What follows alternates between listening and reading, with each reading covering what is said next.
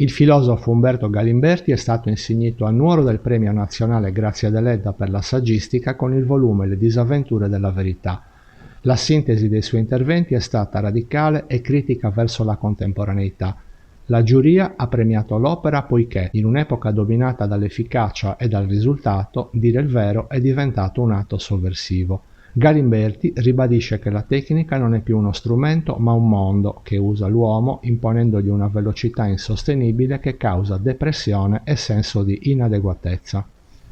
Perché il cristianesimo, a differenza del mondo greco, anzi ha vinto sulla cultura greca perché ha detto ai mortali non morirete mai. Dopo questa vita c'è un'altra vita. Questo è stato il colpo di genio del cristianesimo. Muore la cultura greca e nasce la cultura cristiana. Il cristianesimo cambia radicalmente la figura del tempo, perché scrive il tempo in un disegno, e quando il tempo è scritto in un disegno nasce la storia. Non c'è storia se il tempo non è scritto in un disegno. Bene, il cristiano introduce il tempo nella figura che tu citavi poc'anzi della speranza. In che modo? Divide il tempo in tre estasi temporali. C'è il passato, il presente e il futuro. Per il cristianesimo il passato è male, il peccato originale. Il presente è redenzione, il futuro salvezza. Il futuro positivo. La scienza che viene contrapposta alla religione è profondamente cristiana. Pensa allo stesso identico modo. Pensa che il passato sia ignoranza, il presente ricerca, il futuro progresso. Cristianesimo recitato. Tant'è che Gianni Baget Bozza, che è un teologo molto intelligente, anche se era molto diverso da ogni altro capita, era anche mio amico, discutavamo, molto diverso da anti-largo in una maniera, però insomma molto intelligente. Quando diceva sopravviverà l'Occidente alla fine del cristianesimo, la risposta no. Sopravviverà il cristianesimo alla fine dell'Occidente? Risposta no. Sono la stessa identica cosa. Il professore ti dice che ora c'è il dominio della tecnica. Andiamo subito. In ebraico c'è una parola nefesh, che è stata tradotta con psiche, anima, e quando si traduce con anima si trascina dietro tutta la cultura greca. Psiche non vuol dire anima, nefesh non vuol dire anima. In catene misero i miei piedi e laci la mia nefesh, che è la gola. Il popolo ebreo si lamenta con Yahweh perché sono 40 anni che attraversiamo il deserto e sono 40 anni che tu ci nutri della tua mano che ha nauseato la nostra nefesh. Ancora, gola, respiro, tutto ciò che concorre alla vita. La traduzione esatta sarebbe vita. Non dice la Bibbia muore Sansone con tutti i filistei, ma muore la mia nefesh con tutti i filistei, non è la tua anima, la tua vita. Non dice la Bibbia occhio per occhio, dente per dente, nefesh per nefesh, anima per anima, ma vita per vita. Nella Bibbia leggiamo che non si deve toccare la nefesh met in aramaico vuol dire morto, che non è l'anima morta dell'animale, è la vita morta dell'animale, cioè non si deve toccare il cadavere perché il cadavere è impuro, vuol dire vita. Del resto Dio si chiama il vivente nella Bibbia. E il nemico di Dio non è il peccato, è la morte. E quindi lui vince la morte. E tutto ciò che concorre alla vita è la fede. Il cristianesimo non aveva la più pallida idea dell'anima. Non so, voi conoscete il cristianesimo, anche se non siete cristiani, se siete cristiani, è la cultura nostra, ma il fondamento del cristianesimo si chiama incarnazione, cioè Dio manda il suo figlio che si incarna, che diventa corpo. Diventa corpo. E giustamente Giovanni apre il suo Vangelo dicendo verbum caro factum est, la parola di Dio si è fatta carne. Quando Gesù fa l'ultima cena e prende il pane, lo spezza e il vino, non dice mangiate la mia anima, mangiate il mio corpo e il mio sangue. L'incarnazione è il fondamento del cristianesimo. Quando San Paolo era convinto che i cristiani sarebbero stati assunti in cielo, e però gli scrivono da Corinto che ne sono molti pochi. Allora lui va a Corinto e dice, se non saranno assunti in cielo vuol dire che risorgeranno. Ma non dice risorgeranno con l'anima, perché neanche sa che cos'è l'anima Paolo. Nasce con un soma, corpo, nasce con un corpo incorruttibile, muore con un corpo corruttibile e con un corpo incorruttibile.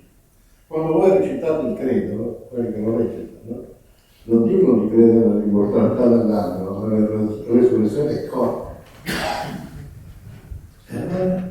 E allora così fu per i primi 4 secoli del cristianesimo. Per i primi 4 secoli del cristianesimo noi abbiamo avuto una religione del corpo.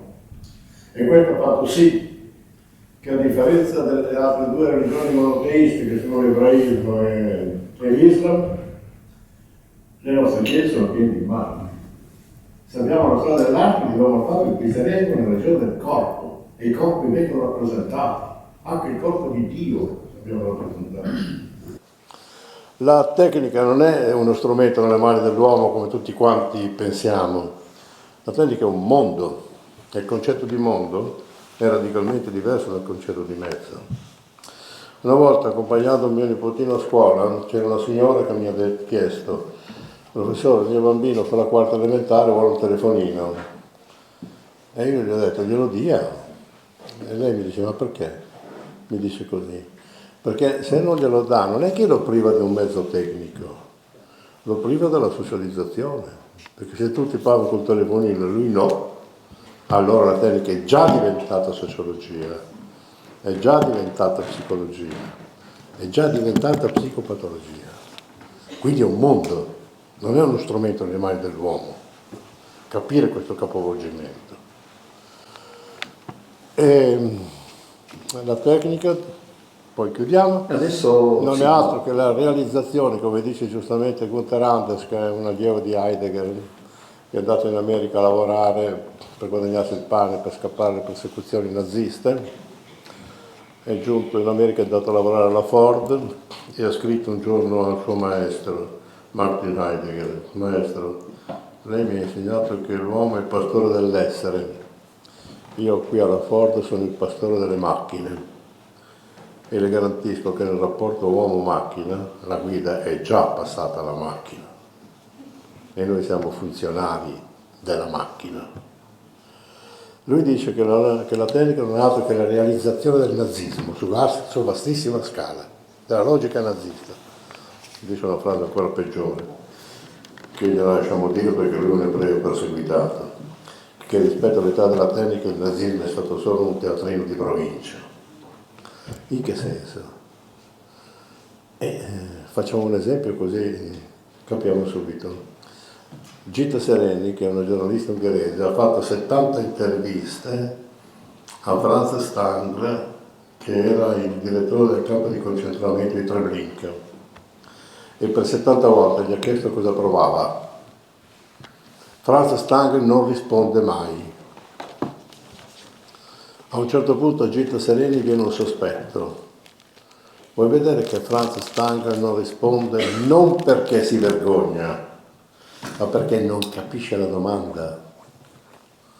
E infatti Franz Stangl dopo risponde, dice: ma scusi, perché continua a chiedermi cosa provavo? Io qui non ero incaricato di provare qualcosa, io qui ero incaricato di far funzionare il sistema. E il sistema prevedeva che entro le 11 del mattino fossero soppresse 5.000 persone, entro le 3 del 5 del pomeriggio 3.000, tutto doveva essere riassestato e reso perfetto per l'indomani. Io garantivo questo ordine, questa puntualità nella perfezione degli apparati, ero un ottimo funzionario. Nell'età della tecnica questa è una risposta esatta. Parliamo dei rischi dell'amore di cui lei ha parlato. E cosa c'è sotto di noi? Cosa c'è che abita la nostra psiche al di sotto del nostro io? C'è la nostra follia. La nostra follia che noi conosciamo ogni volta che andiamo a dormire. Quando andiamo a dormire cominciamo a sognare, no? E nel sogno capita che io sia spettatore del sogno, però anche attore del sogno. la ragione non ci concede di essere l'una e l'altra cosa. Oppure l'attore del sogno è una donna e io sono un uomo, però so che quella donna sono io. Oppure un bambino, io non sono più un bambino, però so che quel bambino sono io. Crolla il principio di non contraddizione, che è il caposaldo della ragione.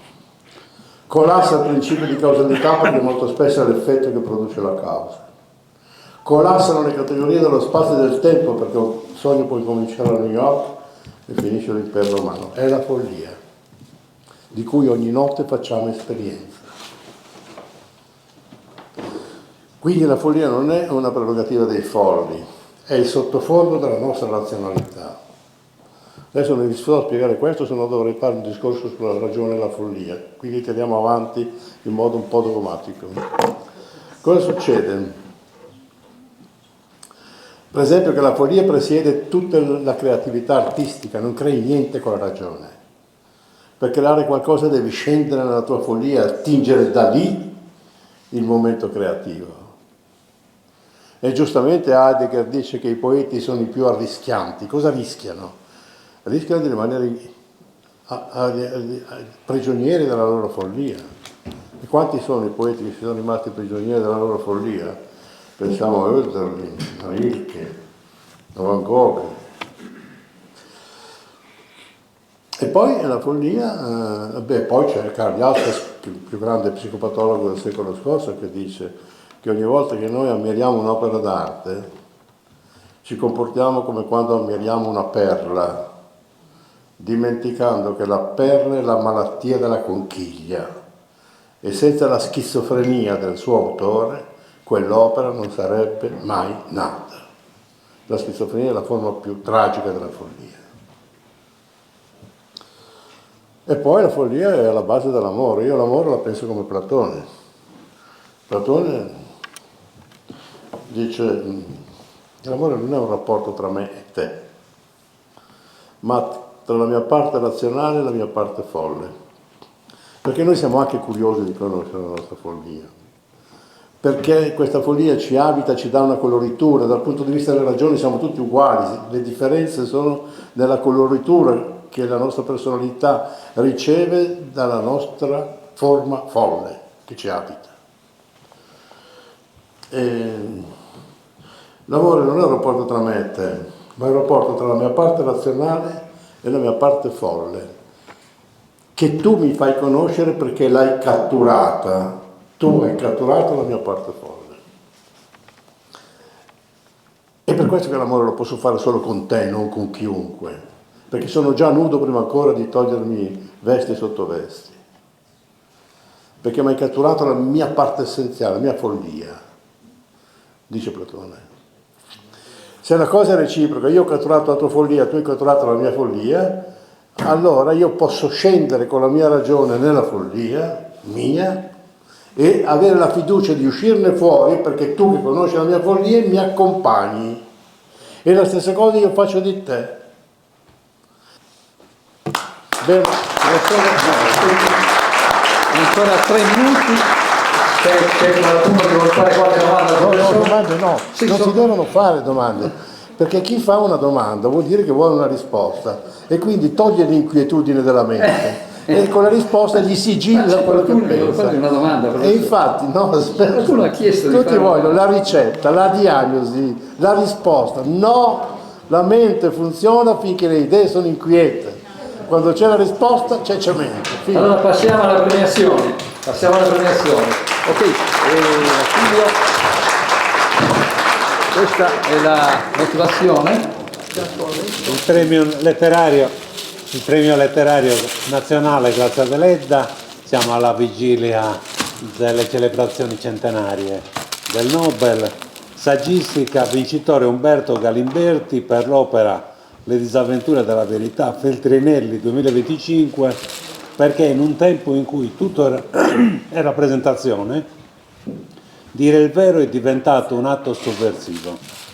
È firmato da Antonio Ruic e dal Presidente della Commissione. Grazie. Dobbiamo firmarne, aspetta.